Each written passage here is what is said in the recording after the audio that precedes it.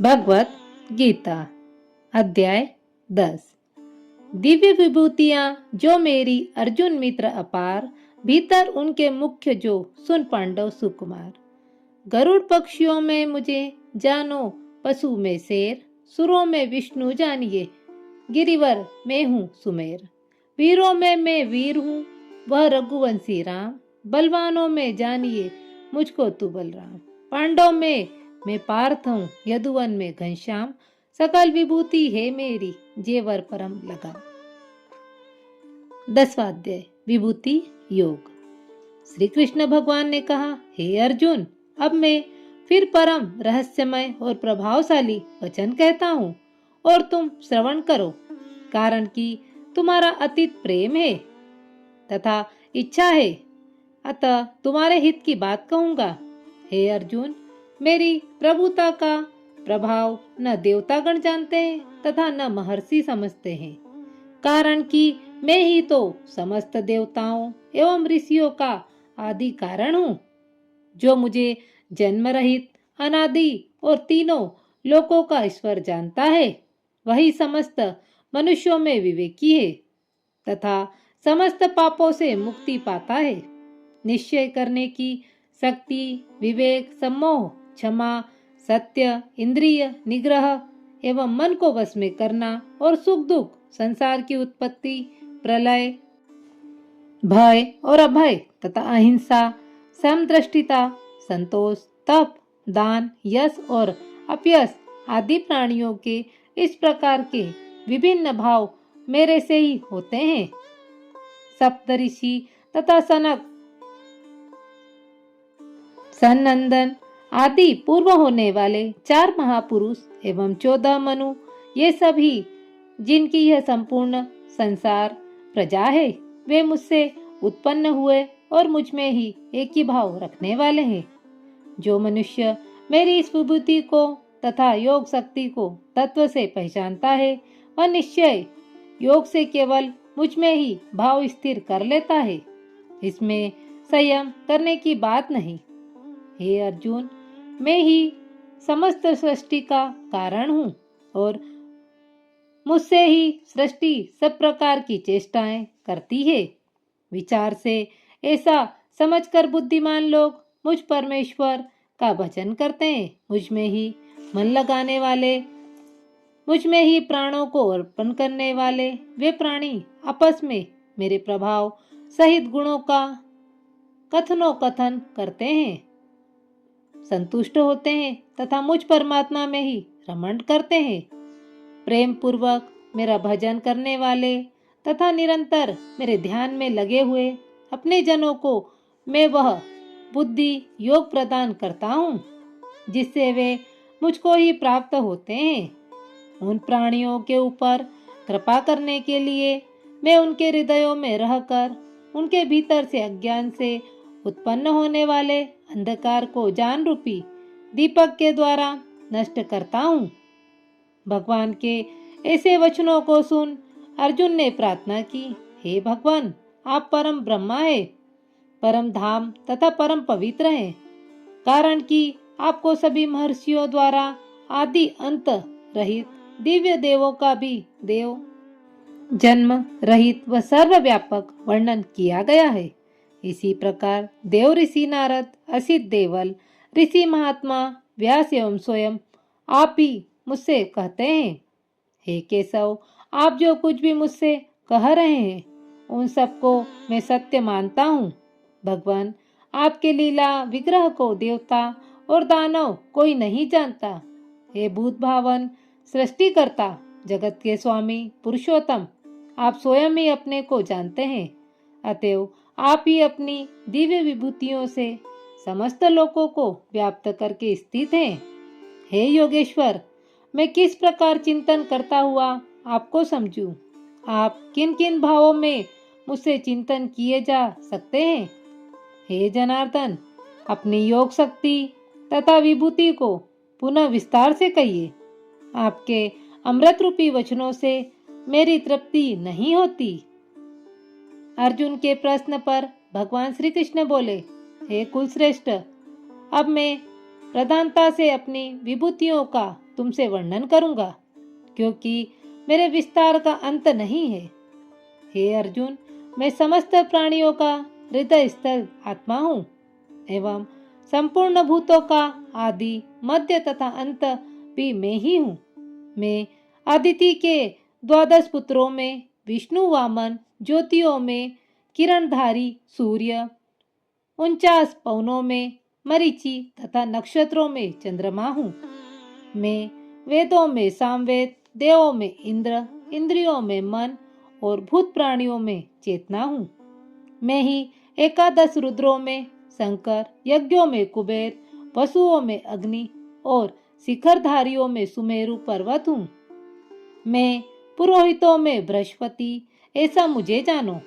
हे पार्थ, सेनापतियों में स्वामी कार्तिकेय तथा जलाशयों में समुद्र हूँ। मैं महर्षियों में भृगु, वचनों में ओंकार, यज्ञों में जप यज्ञ तथा स्थिर रहने वालों में हिमालय पर्वत हूँ।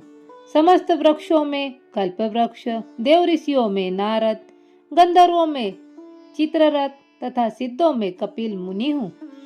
घोड़ों में अमृत के साथ उत्पन्न होने वाला ऊंचे श्रवा घोड़ा, हाथियों में ऐरावत हाथी एवं मनुष्यों में राजा मुझी को जानना।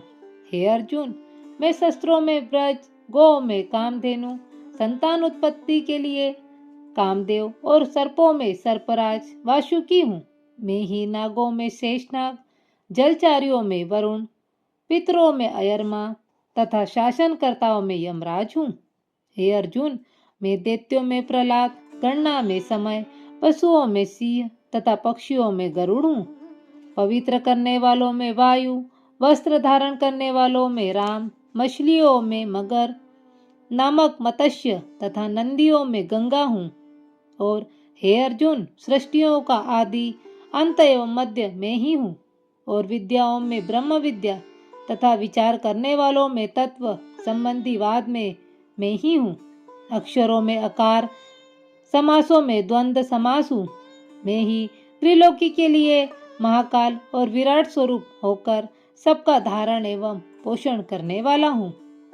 हे अर्जुन, मैं सबका नाश करने वाला, मृत्यु एवं भविष्य में होने वाली सृष्टि का कारण हूँ तथा स्त्रियों में कीर्तिश्री, वाक, स्मृति, मेधा, धृति तथा क्षमा हूँ। मैं श्रुतियों में व्रह, साम, छंदों में गायत्री छंद, महीनों में मांगसिर, अगहन मास तथा ऋतुओं में बसंत ऋतु हूँ। छलियों में जुआ, प्रभावशालियों में प्रभाव, विजेताओं में विजय, निश्चय करने वालों का निश्चय और सात्विक मनुष्यों का सात्विक भाव मैं ही हूँ। मैं ही वृषि वंशियों में वासुदेव, पांडवों में धनंजय, मनुष्यों में वेदव्यास तथा कवियों में शुक्राचार्य, दमनकारियों को दंड, विजय के इच्छुकों की नीति, गुप्त रखने वाले, योग्य भावों में मौन तथा ज्ञान में तत्वज्ञान में ही हूँ। हे अर्जुन, समस्त भूतों की उत्पत्ति का कारण मैं ही हूँ। कारण कि चराचर कोई भी ऐसा नहीं जो मेरे से संबंधित न हो, अर्थात मुझसे रहित हो। अतएव सब कुछ मेरा ही स्वरूप है। हे परंतप, यह तो अपनी विभूतियों का विस्तार तुमसे संक्षेप में कहा है। वास्तव में तो मेरी दिव्य विभूतियों का कोई अंत नहीं। जो भी विभूति और शक्ति युक्त वस्तु संसार में है, उसको तुम मेरे ही तेज के अंश से उत्पन्न समझो। अथवा हे अर्जुन, बहुत कुछ जानने की आवश्यकता भी क्या है। सत्य तो यह है कि मैं समग्र जगत को अपनी योग माया के केवल एक अंश मात्र से धारण करके स्थित हूँ। अतएव सब कुछ न जानकर मुझे ही विवेक से पहचानना चाहिए। 10वें अध्याय का महत्व। श्री नारायण जी बोले, हे लक्ष्मी, अब गीता जी के 10वें अध्याय का महत्व सुनो। काशीपुरी में धीरज नामी ब्राह्मण रहता था। एक दिन वह महादेव जी का दर्शन करने गया। रास्ते में ही गर्मी के कारण गिरकर मर गया। महादेव जी के भृंगीगण उसे मरा हुआ देखकर उसे महादेव जी के पास ले गए और बोले, हे महाराज, यह ब्राह्मण आपका दर्शन करने आ रहा था, रास्ते में मर गया है। इसने ऐसा कौन सा पुण्य किया है जो इसने एकादशी के दिन ऐसी भली जगह देह त्याग किया है। महादेव जी बोले, सुनो, ब्रह्मा का एक हंस मेरे दर्शन के लिए आ रहा था।